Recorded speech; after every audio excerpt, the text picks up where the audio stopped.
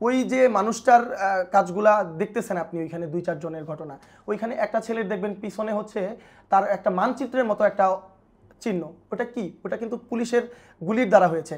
এবং আরেকটা ছেলেকে দেখতেছিলেন যে লাঠি হাতে, স্ট্রেচার হাতে, ওই ছেলেটা কিন্তু এখানে আমার সাথেই বসা আছে, ওর পায়ের কিন্তু গোড়ালিটা নাই।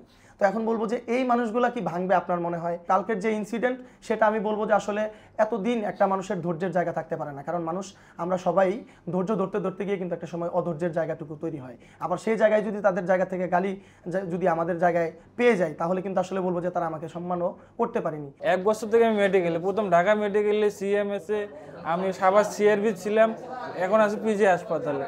একটা বছর থেকে যদি আমি মেডিকেলে পড়ে থাকি, তাহলে আমার ফ্যামিলি কিভাবে চলে? আমরা যারা ওইখানে গতকালকে গিয়েছিলাম, এরা গত 6 মাস ধরেই আপনার ফাউন্ডেশনে যেতে হয়েছে ওনাদের কারণে, কারণ ওনারা আমাদেরকে অতি গুরুতর এবং গুরুতর যাদের, তাদেরকে দ্বিতীয় ধাপের টাকা দেওয়ার জন্য ওনাদের ওইখান থেকে যখন এই প্রকাশিত বার্তাটিকে আমাদের কাছে দেওয়া হয়, তখন আমাদের ফর্মগুলো নেওয়ার সময় ওনাদের ভিতরের মেডিকেল টিম দিয়ে আমাদের ফাইল ফুটেজগুলো যা নেওয়ার দরকার সেগুলো তারা নিয়েছিল।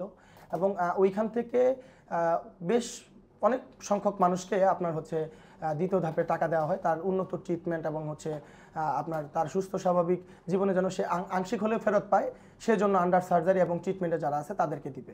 তাহলে ওই সময়ই তারা হচ্ছে যে একটা গণ্ডি দিয়ে দিয়েছিল যে হচ্ছে সবাই চাইলে এই টাকাটা নিতে পারছে না, এখানে শুধুমাত্র অতি গুরুতর এবং গুরুতর। মার্চ মাসের 6 তারিখে আমি ফাইল জমা দিছি, নির্দেশ থাকছে যে সেকেন্ড ধাপের টাকাটা শুরু করছিল, আমরা তখন ফাইল জমা দিছিলাম। হঠাৎ করে উনি পদত্যাগ করলো আমার ফাইল টাইলগুলো নিয়ে।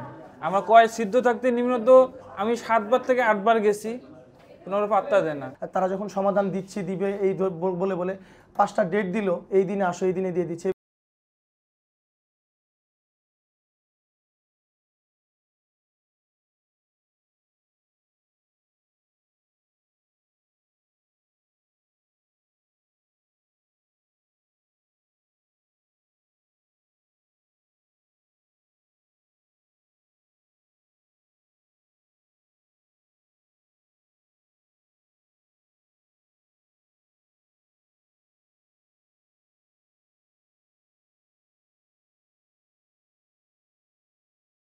বান্ডেল থাকলে প্রতি সেনমানিতে টাকা বাঁচবে।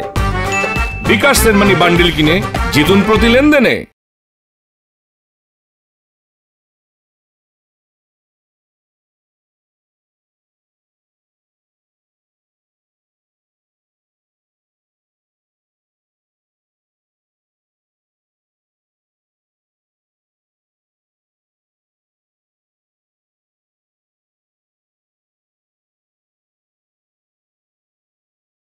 তখন আমি ওই মোমেন্টে আমি ভিতরে গিয়ে আমি তারে জিজ্ঞেস করি কেন গালি দিচ্ছিল, তখন ওই ছেলেটা দৌড় দিয়ে চলে যাওয়া, পিছন থেকে আমার এক সহযোদ্ধা গিয়ে ওইখানে যে ঘটনাটা ঘটে। সুস্থ লোক যারা টিকটক করে, যেগুলো বাড়ির থাকে, তাদের টাকা দিছি, মানে সি ক্যাটাগরি এই ক্যাটাগরি করে তা 3 লক্ষ করে টাকা দিছি।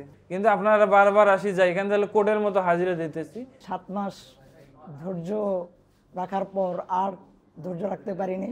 সেই মুহূর্তে সাংবাদিক 2 জন ভাইয়ার ছিল, আসার পর তার পিছন দিয়ে আর কি একটা ছেলে উঠলো, সাদা কালার গেঞ্জি পরা, আর তার হাতে দেখলাম যে বড় বড় কয়েকটা ব্যাগ। তো আমরা যেহেতু তালা লাগাইছি, বাইরে ভিতরে কর্মকর্তারাও 2-3 জন বাইরে ছিল, তারাও ঢুকতে পারতেছে না, যেহেতু তালা লাগাইছি। বলছি ভাই আপনারা আমাদের সাথেই থাকেন, সাংবাদিক বাইরে আসুক সবাই, আমরা একসাথে যে ভিতরে ঢুকে কথা বলবো। এই মুহূর্তে ছেলে এসে আমাদের সাথে পারাপারি করতেছে যে সে ভিতরে ঢুকবেই, তালা খুলতে বলতেছে। তারা বললাম যে ভাই আমাদের সাথে থাকেন, সমস্যা নাই, একটু পরে আমরা ঢুকবো কথা বলার জন্য, তারপরে আপনি না হয় ঢুকেন। তো সে করছে কি, সিঁড়ি দিয়ে নাইমা পিছনের একটা রাস্তা আছে তাদের গোপন রাস্তা, তো সেই রাস্তা দিয়ে উঠছে। ওঠার পর ওই হাতে কি কি ছিল ওগুলো ওনাদের কাছে দিয়ে আমাদের এই যে কাচের যে গেটটা একদম সামনে, এই পাশ দিয়ে ওই পাশ দিয়ে এই পাশে আসছে। আসার পর হাসতেছে আর কি কি জানি বলতেছে। যখন জিজ্ঞেস করলাম যে আচ্ছা ভাই আপনি কিভাবে আসলেন, আপনার কোন দিক দিয়ে ঢুকলেন, আপনি গেটের সামনে তো আমরা সবাই তালা দেওয়া গেট।